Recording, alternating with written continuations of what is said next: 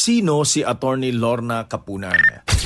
Magmula nang sumalang ang private prosecutor na ito sa Senate Impeachment Court, hindi naging boring ang trial proper dahil bukod sa kanyang masusing pagtatanong sa witness ay pinunurin niya ang plenaryo ng biro sa kanyang mga one-liner na hirit.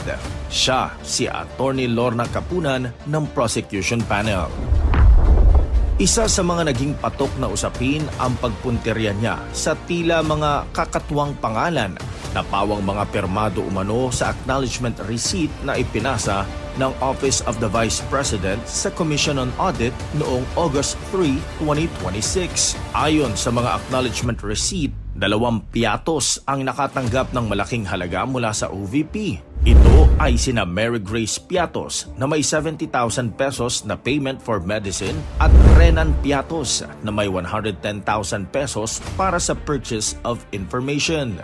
Ang ilan pa ay sina Nova Santos, Miko Harina, Janice Marie Revilla, Patty Ting, Andel Lim, Alejandro Piquit, Fiona Biong, Cisfrunio Balsac, Gabriel S. Bisaya at iba pa. Naging kwela rin si Capunan habang tinatalakay ang mga dokumentong ihaharap bilang ebidensya sa impeachment trial noong August 5 matapos questionin ng kampo ng depensa sa pangunguna ni Attorney Christine Ferrer ang pagiging authentic ng ilang dokumentong inihain ng prosecution.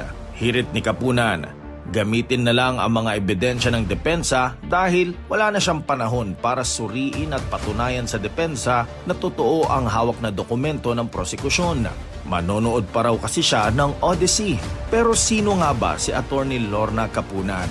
Sa profile ni Capunan na makikita sa internet, siya ay senior partner sa law firm ng Capunan and Castillo Law Offices kung saan isa rin siya sa mga founder nito nang maitatag noong taong 2011.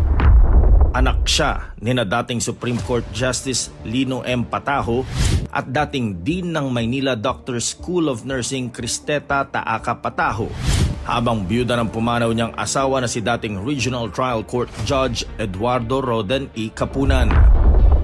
Nagtapos si Capunan ng kursong AB Political Science noong 1973 at Bachelor of Laws naman noong 1978 sa Universidad ng Pilipinas at nakapasok sa Philippine Bar noong 1979. Siya ay halos nasa 48 taon na sa law practice.